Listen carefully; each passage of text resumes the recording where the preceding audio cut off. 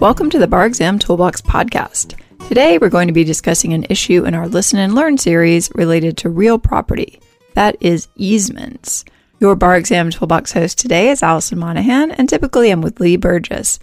We're here to demystify the bar exam experience so that you can study effectively, stay sane, and hopefully pass and move on with your life. Together we're the co-creators of the Law School Toolbox, the Bar Exam Toolbox, and the career-related website Career Dicta. I also run the Girls Guide to Law School. If you enjoy the show, please leave a review on your favorite listening app and check out our sister podcast, the Law School Toolbox podcast. If you have any questions, don't hesitate to reach out to us. You can always reach us via the contact form on barexamtoolbox.com, and we would love to hear from you. With that, let's get started.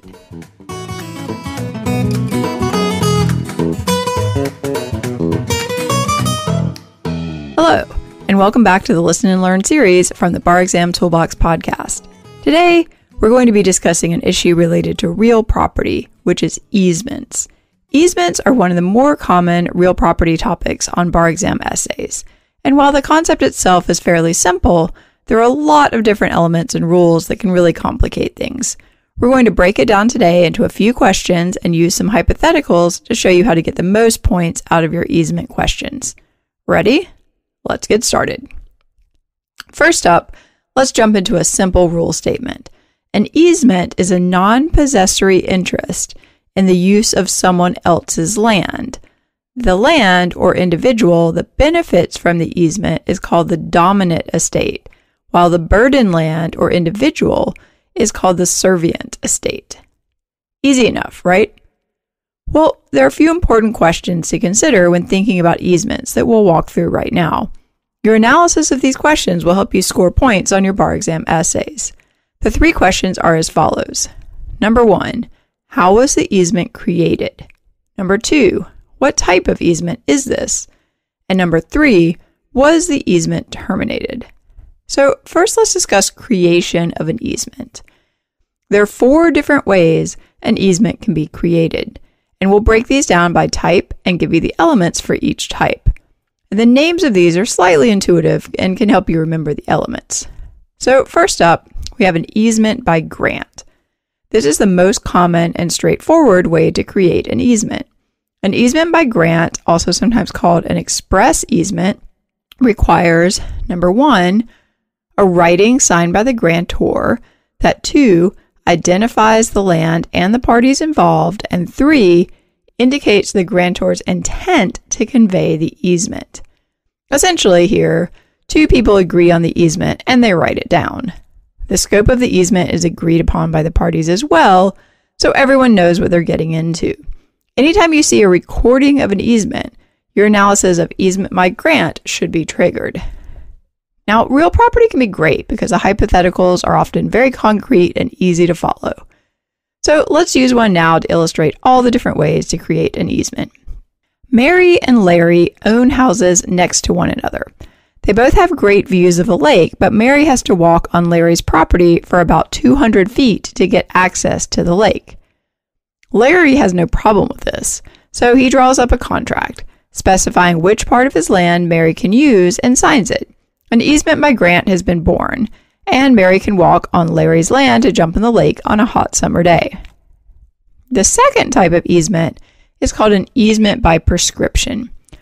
This is created when a possessor's use of the land is 1, open and notorious, 2, continuous, 3, hostile, meaning the possessor never obtained permission from the landowner, and 4, for the statutory period, which is generally 10 years. This type of easement is created based on past use and is limited in scope to that past use. And this might remind you of adverse possession. Returning to Mary and Larry. Let's say that Mary never got permission from Larry. She's been using a piece of Larry's land to access the lake since she moved in 12 years ago. She doesn't try to hide this from Larry, but instead struts down to the lake via Larry's land every morning in her bathing suit and jumps right in. An easement by prescription has been created by Mary. Note that the scope of Mary's easement is limited to her past use. If she had been using the same strip of land to access the lake every day, her easement by prescription is limited to that strip of land. If Mary suddenly decides to use the land to grow a garden, Larry has the right to object. This is not part of her easement by prescription. The third type of easement is called an easement by implication. This is established when 1. A single tract of land is divided by a common owner. 2. A pre-existing use by the grantor is established prior to the division. 3. Continuous and obvious indication that the use was meant to be permanent. 4. The use affects the value of the land conveyed. And 5. The use is reasonably necessary for the owner's use and enjoyment of the land conveyed. So let's return now to Mary and Larry. Let's say Larry decides to split his land horizontally into 2 parcels. The northern parcel is on the main road, and the southern parcel is on the lake. The northern parcel also has a small paved road that connects the southern parcel to the road. Harry buys the southern parcel because of the lake access, but can't access the road without crossing on the north parcel. Harry likely has an easement by implication here. The paved road on the northern parcel shows a pre-existing use that seems to be permanent. Without the road, the use and value of Harry's land is affected. He would only be able to access his land by boat, essentially. And this is important because you always want to make sure to connect the facts to the elements on your essays, as we're doing here. Finally, we have an easement by necessity. This type of easement is created when 1. The land owned by one owner is subdivided, and 2. The easement is essential to the use because no other ingress or egress is available. So let's return to this hypothetical one last time. Larry decides to split his land into multiple parcels and sell them as individual pieces of land. One of these parcels is completely landlocked. There isn't road access or lake access from this parcel of land. It is surrounded on all sides by Larry's other pieces of land. Harry buys this parcel of land from Larry, but he can't access the road or the lake without crossing over another piece of Larry's land. Without an easement, Harry would be trapped with no way to leave his piece of land. Here we have a subdivided piece of land and an absolutely essential use of an easement. Therefore, Harry likely has an easement by necessity here to cross over some of Larry's land so he can leave his property. In the situation of Mary and Larry, we use the lake access as the reason for an easement. Often on the bar exam, you'll see road access as a reason for creating an easement, as in the examples of Harry and Larry. If a property can't be accessed by the road without crossing another property, you likely have an easement situation on your hands. Now that we've talked about creation, let's talk about the type of easement. There are 2 main types of easements. Number 1 is called an easement in gross, and number 2, an easement appurtenant. And I'm really not sure I'm pronouncing that right, but you should learn how to spell it. Regardless of how an easement was created, the type of easement relates to who can use the servient land. The first, an easement in gross, benefits a specific owner's enjoyment and does not pass on to subsequent owners unless the easement is for commercial activity. A good way to remember this is to think about the word gross. It would be gross to share, so the easement stays with a specific owner. This might sound silly, but it does work. You'll often see facts that specify who the easement is intended for, and these facts should trigger your rule about easements in gross. The second type of easement is an easement appurtenant. This benefits any owner's enjoyment and does pass on to subsequent owners as long as the owner of the land had notice. In returning to our old friends Mary and Larry, the type of easement would really matter if either Mary or Larry moved or died. Easements are deemed to be perpetual in nature unless otherwise indicated. So we'd want to look for facts surrounding the creation of the easement that indicated the easement was either gross or appurtenant. If Larry created the easement just for Mary's use and specified as such, the easement is in gross and ends with Mary. If there are no such facts, the new homeowners can be expected to carry on the easement until they terminate it. The last crucial question to consider with easements is termination. As we mentioned, easements are deemed to be perpetual in nature, but that doesn't mean they can't end. There are a few different ways that easements can end, and we'll run through them now. Note that just one of these is needed to end an easement. They are options. rather than requirements. To terminate an easement, you need 1, estoppel, which is when the easement owner relies on the assurance that the easement will not be enforced, or 2, termination of the necessity, or 3, involuntary destruction of the servient estate, 4, condemnation of the servient estate, 5, written release, or 6, abandonment, which requires a physical action showing an intent to never use the easement again, or 7, merger of the properties, or 8, prescription. In a bar exam essay, you'll want to look for facts that point to any of these. Ask yourself about the land. Is it still there? Are people still using the easement? Do people still need the easement? All of these type of facts could point to a termination of the easement. Okay, we've talked about easements, what they are, how they're created, the types, and how they end. Let's take a look at how this might be presented in a bar exam essay. We'll read a shortened typo from the California Bar Exam from July 2016, and then we'll walk through the issues together. Here it is. Al owned a farm. In 1990, Al deeded an easement for the road along the north side of the farm to his neighbor Ben. Al and Ben used the road on a daily basis. Almost 20 years later, in 2009, Al deeded the farm to his daughter Carol, and she recorded the deed. In 2011, Ben recorded his deed to the easement. In 2012, Carol executed a written contract to sell the farm to Polly for $100,000.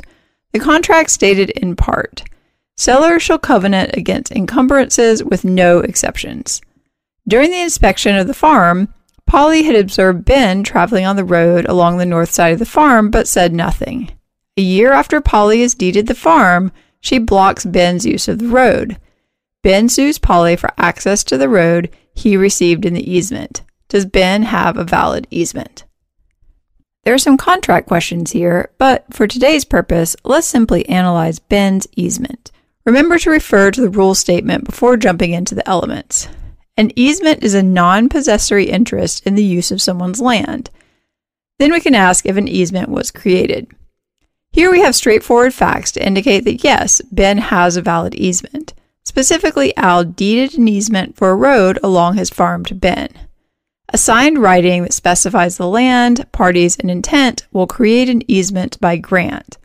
Even if it seems obvious to you, as in this hypothetical, make sure you're listing out the elements and connecting the facts. This is an easy way to get points in your bar exam essay, but also an easy way to lose them by skipping over key details that may seem too obvious to mention. The other thing to consider here is whether or not the easement has been terminated. As we know, easements are generally perpetual in nature unless stated otherwise. An easement can be terminated through any of the following: estoppel, which is when the easement owner relies on the assurance that the easement will not be enforced; termination of the necessity; involuntary destruction of the servient estate; condemnation of the servient estate; written release; abandonment, which requires a physical action showing an intent never to use the easement again; merger of the properties; or prescription. It is important to lay out all of these different options for termination as a rule statement in your essay. Then we look back to the facts to determine if we're told anything in the hypo that points to termination of the easement. From what we know, Ben is still using the easement, the property hasn't been destroyed, merged, or abandoned, and we haven't been told there was any written release. Therefore, the easement hasn't been terminated, and Ben still has a valid easement. This one was pretty straightforward, but it's helpful to see how easements are used in bar exam essays.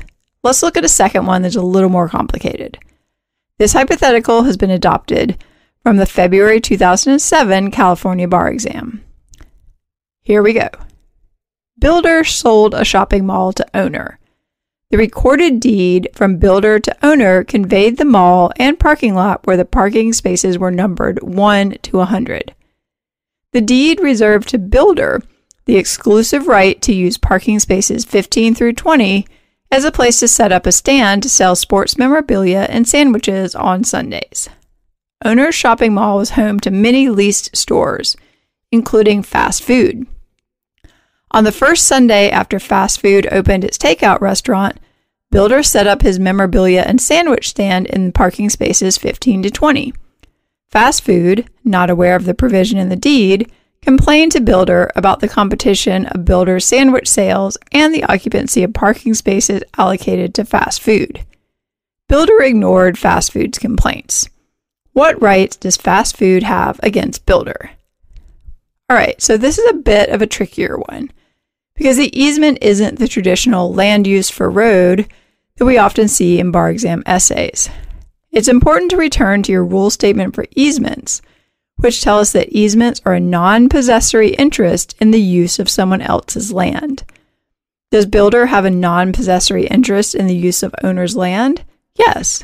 Builder has the right to use specific parking spaces on Sundays to sell sports memorabilia and sandwiches. Well, how was this easement created? We're told that the deed included the easement, so we can analyze this as an easement by grant, which requires signed writing with reference to the parties and land with the intent to create an easement. The facts indicate here we have all of the elements to create this type of easement. Remember how we mentioned this one is a bit trickier? It lies within the details of the facts. Part of mastering the bar exam is not only knowing rules, but recognizing what details may trigger specific exceptions or extensions of the rules.